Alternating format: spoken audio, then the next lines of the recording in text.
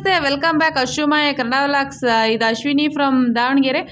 ಏನಪ್ಪ ಇವತ್ತು ಸ್ಪೆಷಲು ಅಂತಂದರೆ, ನಾವು ದಾವಣಗೆರೆಯಲ್ಲಿ ಒಬ್ಬರು ಫೇಮಸ್ ಮೇಕಪ್ ಆರ್ಟಿಸ್ಟು ಅವ್ರಿಗೆ ಹೇರ್ ಸ್ಟೈಲ್ ಮಾಡೋಕ್ಕೆ ಹೋಗ್ತಾ ಇದ್ದೀವಿ. ನಮ್ಮ ಬಾಸು ನಮ್ಮ ಪಾರ್ಲರ್ ಮಟ್ಟ ಡ್ರಾಪ್ ಮಾಡಿದರು. ಅವ್ರು ಹೇಳಿದ್ರು ನನಗೆ ಮಧ್ಯಾಹ್ನ 2 ಗಂಟೆಗೆ ಬರಬೇಕು ಅಂತೇಳಿ. ಬಟ್ ಅಲ್ಲಾಗಿದ್ದು ಅವರು ನನಗೆ ಕಾಲ್ ಮಾಡಿದ್ದು ಸಂಜೆ 5:30 ಆಗಿತ್ತು. ಬಟ್ ಅವ್ರ ಫಂಕ್ಷನ್ ಸ್ಟಾರ್ಟ್ ಆಗೋದು 6 ಗಂಟೆ ಅಂತ ಹೇಳಿದರು. ಏನಪ್ಪ ಅಂದರೆ, Davanagere famous makeup artist Shambhavi madam ಅವ್ರ ಅಕಾಡೆಮಿಯಲ್ಲಿ ಇವತ್ತು ಗ್ರಾಜುಯೇಷನ್ ಡೇ ಮತ್ತು ಪೋರ್ಟ್ಫೋಲಿಯೋ ಶೂಟ್ ಇತ್ತು. ಸೊ ಹಂಗಾಗಿ ಅವ್ರಿಗೆ ಪರ್ಸ್ನಲ್ಲಾಗಿ ಹೇರ್ ಸ್ಟೈಲಿಸ್ಟ್ ಬೇಕಂತೇಳಿ ನನಗೆ ಕಾಲ್ ಮಾಡಿದರು. ಸೊ ನಾನು ಮಾಡ್ಕೊಡೋಣ ಅಂತ ಹೋಗಿದ್ದೆ. ಬಟ್ ಫಂಕ್ಷನ್ ಅಟೆಂಡ್ ಮಾಡೋಕ್ಕಾಗಲಿಲ್ಲ, ಯಾಕಂದರೆ ನನಗೂ ಪಾರ್ಲರಲ್ಲಿ ಕೆಲಸ ಇತ್ತು, ಕ್ಲೈಂಟ್ಸ್ ಬರ್ತೀನಿ ಅಂತ ಹೇಳಿದರು ಅಂತೇಳಿ ಜಸ್ಟ್ ಮೇಡಮ್ಗೆ ಹೇರ್ ಸ್ಟೈಲ್ ಅಷ್ಟು ಮುಗಿಸ್ಕೊಂಡು ಕೊಟ್ಟು ಬಂದೆ ಇಬ್ಬರಿಗೂ. ಅವ್ರಿಗೂ ಟೈಮ್ ಇರಲಿಲ್ಲ, ಜಸ್ಟ್ 10 ಮಿನಿಟ್ಸಲ್ಲಿ ಫುಲ್ಲು ಅರ್ಜೆನ್ಸಿ ಅಂದರೆ ಅರ್ಜೆನ್ಸಿ. ಬಟ್ ಅವ್ರು ಅಂದ್ಕೊಂಡಿದ್ದೆ ಒಂದು, ಅದು ಆಗಿದೆ ಒಂದು. ಅವರು ಎಲ್ಲ ರೆಡಿ ಆಗಿಬಿಟ್ಟು ಫೋಟೋ ಶೂಟ್ ಮಾಡಿಸ್ಬೇಕು ಅಂತ ಇದ್ದರು. ಬಟ್ ಅಲ್ಲಿ ಆಗಲಿಲ್ಲ, ಪಾಪ ಅವರಿಗೆ ಟೈಮ್ ಆಗಿಲ್ಲ ಅಂತೇಳಿ ಬೇಗ ಹಂಗೆ ರೆಡಿ ಆಗಿಬಿಟ್ಟು ಹೊರಟ್ರು. ಅವ್ರಿಗೆ 1 ನಿಮಿಷನೂ ವಿಡಿಯೋ ಮಾಡ್ಕೊಳಕ್ಕೂ ಟೈಮ್ ಇಲ್ಲದೆ ಇರೋಷ್ಟು ಅರ್ಜೆನ್ಸಿಲಿದ್ರು. ಯಾಕಂದರೆ ಆಲ್ರೆಡಿ ಅವ್ರು ಇಲ್ಲಿದ್ದಾಗೆ 5:15 ಆಗಿತ್ತು. 6 o'clock ಅವ್ಳು ಗೆಸ್ಟ್ ಬರ್ತಾರೆ ಅಂತೆಲ್ಲ ಹೇಳಿದರು. ಸೊ ಹಂಗಾಗಿ ಅರ್ಜೆಂಟ್ ಎಲ್ಲ ಹೊರಟ್ರು. ನಾನು ಏನಪ್ಪ ಅಂತಂದರೆ ಬೇಜಾರಾಗಿದ್ದ ವಿಚಾರ, ನನ್ನ ಕ್ಲೈಂಟ್ ಬಂದು ಪಾಪ ಅರ್ಧ ಗಂಟೆ ಪಾರ್ಲರ್ ಹತ್ರ ನಿಂತ್ಕೊಂಡು ವೆಯ್ಟ್ ಮಾಡಿದ್ರಂತ. ಅವ್ರು ನನ್ನ ಕಾಲ್ ಸಮೇತನೂ ಮಾಡಿಲ್ಲ. ಪಾಪ ನಾನು ಹೋಗೋವರೆಗೂ ಅಲ್ಲೇ ನಿಂತ್ಕೊಂಡು ವೆಯ್ಟ್ ಮಾಡ್ತಾ ಇದ್ರಂತೆ. ಅದು ಭಾಳ ಬೇಜಾರಾಯಿತು.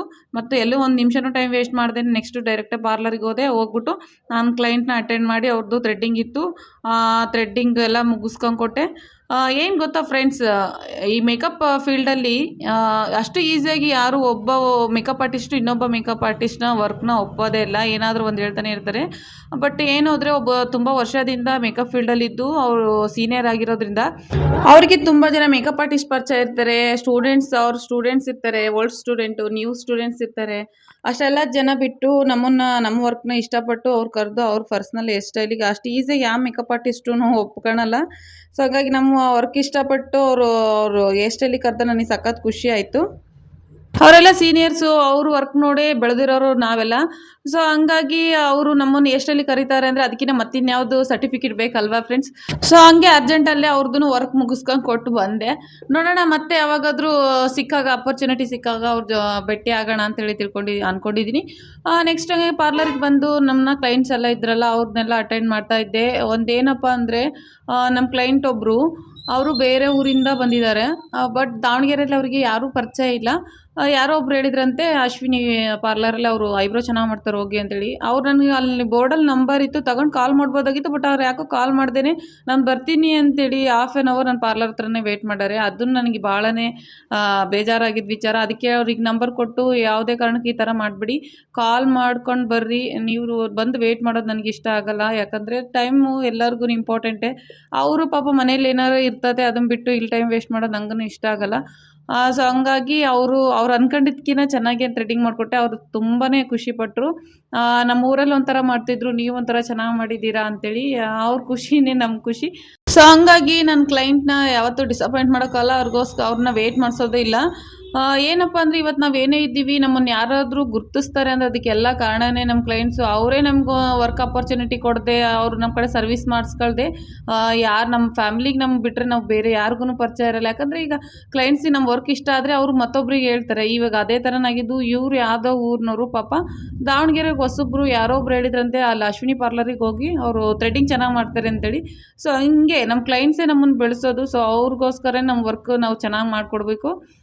ಅದಕ್ಕೆ ಸಖತ್ ಖುಷಿ ಆಗುತ್ತೆ. ಏನು ಗೊತ್ತಾ ಫ್ರೆಂಡ್ಸ್, ಇತ್ತೀಚೆಗೆ ನನ್ನ ಚಾನಲ್ಗೆ ತುಂಬ ಒಳ್ಳೆ ಸಪೋರ್ಟ್ ಸಿಗ್ತಿದೆ. ಎಲ್ಲ ಕಡೆನೂ ಒಳ್ಳೆ ಪಾಸಿಟಿವ್ ರಿಯಾಕ್ಷನ್ ಇದೆ. ನನ್ನ ಕ್ಲೈಂಟ್ಸ್ ಎಲ್ಲ ಬಂದು ಹೇಳ್ತಾರೆ, ಮೇಡಮ್ ನಿಮ್ಮದು ವ್ಲಾಗ್ಸ್ ಚೆನ್ನಾಗೈತ್ರಿ, ಚೆನ್ನಾಗಿ ಮಾತಾಡ್ತೀರಾ, ಚೆನ್ನಾಗಿ ಹೋಗ್ತಿದೆ ವ್ಲಾಗ್ಸು, ಹಿಂಗೆ ಕಂಟಿನ್ಯೂ ಮಾಡಿ ಅಂತೇಳಿ.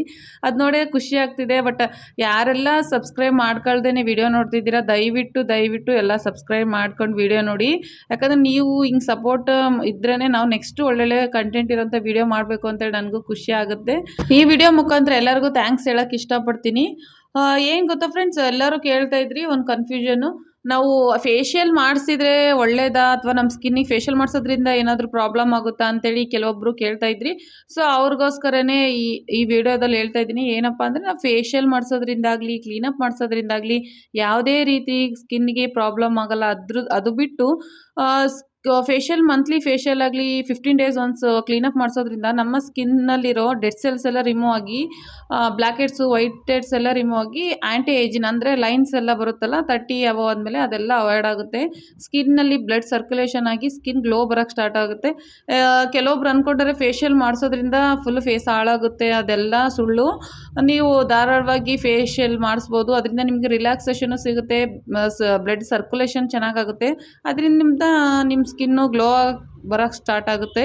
ಯಾರು ಫೇಶಿಯಲ್ ಮಾಡಿಸ್ಬಾರ್ದು ಅಂದರೆ ಆಕ್ಟಿವ್ ಪಿಂಪಲ್ ಇರುತ್ತಲ್ಲ ಆ ಥರದವ್ರು ಮಾತ್ರ ಮಾಡಿಸ್ಬಾರ್ದು. ಯಾಕಂದರೆ ಆ ಪಿಂಪಲ್ಸ್ ಮಸಾಜ್ ಮಾಡೋ ಟೈಮಲ್ಲಿ ಓಪನ್ ಆಗಿ ನೆಕ್ಸ್ಟ್ ಬೇರೆ ಕಡೆ ಸ್ಪ್ರೆಡ್ ಆಗಿ ಮತ್ತೆ ಇನ್ನೊಂದು ಪಿಂಪಲ್ ಬರೋಕ್ಕೆ ಸ್ಟಾರ್ಟ್ ಆಗುತ್ತೆ. ಸೊ ಹಂಗಾಗಿ ಆಕ್ಟಿವ್ ಪಿಂಪಲ್ ಇರೋರು ಬಿಟ್ಟು ಇನ್ನೆಲ್ಲರೂ ಧಾರಾಳವಾಗಿ ಫೇಶಿಯಲ್ ಅದು ಮಾಡಿಸ್ಕೋಬೋದು. ಯಾಕಂದರೆ ನಿಮ್ಮ ಫೇಸಲ್ಲಿ ನಿಮಗೆ ತುಂಬ ಟಯರ್ಡ್ನೆಸ್ ಏನಾದ್ರು ಇತ್ತು ಅಂತಂದರೆ ಅದು ಮಸಾಜಿಂದ ನಿಮ್ಮ ಸ್ಕಿನ್ನಲ್ಲಿ ರಿಲ್ಯಾಕ್ಸೇಷನ್ ಸಿಗುತ್ತೆ, ಆಮೇಲೆ ಬ್ಲಡ್ ಸರ್ಕ್ಯುಲೇಷನ್ ಆಗಿ ಸ್ಕಿನ್ ಗ್ಲೋ ಬರೋಕ್ಕೆ ಸ್ಟಾರ್ಟ್ ಆಗುತ್ತೆ. ಸೊ ಹಂಗಾಗಿ ಯಾವುದೇ ಕನ್ಫ್ಯೂಷನ್ನು ಬೇಡ, ಯಾವುದು ಭಯನೂ ಬೇಡ, ಧಾರಾಳವಾಗಿ ಫೇಶಿಯಲ್ ಅದು ಮಾಡಿಸ್ಕೊಂಡು ಎಲ್ಲರೂ ಸ್ಕಿನ್ ಹೆಲ್ತಿಯಾಗಿರಬೇಕು, ಎಲ್ಲರೂ ನೋಡೋಕೆ ಚೆನ್ನಾಗಿ ಕಾಣಬೇಕಲ್ವ, ಎಲ್ಲರಿಗೂ ಆಸೆ ಇರುತ್ತೆ ನಾವು ಚೆನ್ನಾಗಿ ಕಾಣಬೇಕು ಅಂತೇಳಿ. ಸೊ ಹಂಗಾಗಿ ಈ ವಿಡಿಯೋ ಮುಖಾಂತರ ಹೇಳೋಣ ಅಂದ್ಕೊಂಡು ಹೇಳಿದೆ. ಏನು ಗೊತ್ತಾ ಫ್ರೆಂಡ್ಸ್, ಮೊನ್ನೆ ಒಬ್ಬರು ಕ್ಲೈಂಟ್ ಬಂದಿದ್ದರು, ಅವರು ರಾಣೆಬೆನ್ನೂರಿಂದ ಬಂದಿದ್ದರು. ಅವ್ರ ಸಿಸ್ಟರ್ ಹಿಂಗೆ ಅವ್ರು ಕಟಿಂಗ್ ಚೆನ್ನಾಗಿ ಮಾಡ್ತಾರೆ ಹೋಗಿ ಅಂತೇಳಿ ಕಳಿಸಿದ್ರು. ಅವ್ರು ನನಗೆ ಮೇಕಪ್ ಎನ್ಕ್ವೈರಿ ಮಾಡಿದರು. ನೆಕ್ಸ್ಟ್ ಮಂತ್ ಅವ್ರದ್ದು ಮಗಳು ಮದುವೆ ಇರೋದ್ರಿಂದ ಆವಾಗ ಅವ್ರು ಬುಕ್ಕಿಂಗಿಗೆ ಬಂದಿದ್ದರು.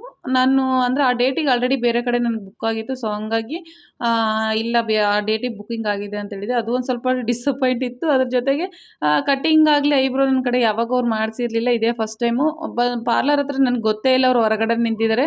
ಒಂದು 2 ಮಿನಿಟ್ಸ್ ಹೊರಗಡೆನೇ ಇದ್ದಾರೆ. ಯಾಕಂದರೆ ಅವ್ರದ್ದು ಫುಲ್ ಹೇರ್ ಫುಲ್ ತಿನ್ ಐತೆ ಮತ್ತು ತುಂಬ ಶಾರ್ಟ್ ಐತೆ. ಕಟಿಂಗ್ ಎಲ್ಲರೂ ತುಂಬ ಇದು ಹೇರ್ ತೆಗೆದ್ಬಿಡ್ತಾರೋ ಕಟ್ ಮಾಡಿಬಿಡ್ತಾರೋ ಅನ್ನೋ ಭಯದಲ್ಲೆಲ್ಲ ಇದ್ರಂತೆ. ಅವರು ಒಳಗೆ ಬಂದು ಕಟ್ಟಿಂಗ್ ಎಲ್ಲ ಆಗೋವರೆಗೂ ನನ್ನ ಹತ್ರ ಏನು ಹೇಳೇ ಇಲ್ಲ ಅವರು. ಆಮೇಲೆ ಅವರು ರಿಕ್ವೈರ್ಮೆಂಟ್ ಏನಿತ್ತು ಅದನ್ನೇ ಕೇಳಿಬಿಟ್ಟು ನಾನು ಕಟ್ಟಿಂಗ್ ಎಲ್ಲ ಮಾಡಿಕೊಟ್ಟೆ.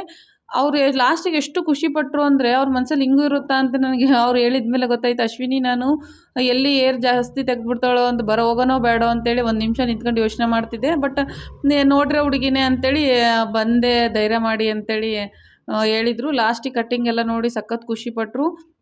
ನನ್ನ ಮೈಂಡಲ್ಲಿ ಇತ್ತು, ಯಾಕಂದರೆ ಅವ್ರದ್ದು ಮದುವೆ ಬೇರೆ ಐತೆ. ಈಗ ನಾವು ಜಾಸ್ತಿ ತುಂಬ ಡೀಪಾಗಿ ಕಟ್ಟಿಂಗ್ ಏನಾದರೂ ಮಾಡಿದರೆ ನೆಕ್ಸ್ಟ್ ಅವ್ರ ಹೇರ್ ಸ್ಟೈಲ್ಗೆಲ್ಲ ಪ್ರಾಬ್ಲಮ್ ಆಗುತ್ತೆ ಅಂತೇಳಿ ಅವ್ರನ್ನ ಕೇಳಿಬಿಟ್ಟು ಅವ್ರಿಗೆ ಹೆಂಗೆ ಸೂಟ್ ಆಗುತ್ತೋ ಅದೇ ಥರನೇ ಮಾಡಿಕೊಟ್ಟೆ. ಹಿಂಗೆಲ್ಲನೂ ಯೋಚನೆ ಮಾಡ್ತಾರಾ ಅಂತೇಳಿ ನನಗೆ ಅವತ್ತೇ ಗೊತ್ತಾಗಿದ್ದು. ಅದನ್ನು ಅವ್ರಿಗೆ ಹೆಂಗೆ ಇಷ್ಟನೋ ಅದೇ ಥರನೇ ಮಾಡಿಕೊಡ್ತೀನಿ ನಾನು ಯಾವಾಗಲೂ ಸರ್ವೀಸು. ನನಗೆ ಆ ಥರ ಯಾವುದೇ ರೀತಿ ಬ್ಯಾಡ್ ಒಪಿನಿಯನ್ ಆಗಲಿ ಯಾವ ಕ್ಲೈಂಟಿಂದನೂ ರೂಡಾಗಿ ನನ್ನ ಹತ್ರ ಯಾರೂ ಮಾತಾಡಿಲ್ಲ ಪಾಪ. ಇವತ್ತಿನವರೆಗೂ ಎಲ್ಲರೂ ಚೆನ್ನಾಗೈತೆ ಅಂತಲೇ ಹೇಳೋದು ಇಷ್ಟಪಡೋದು.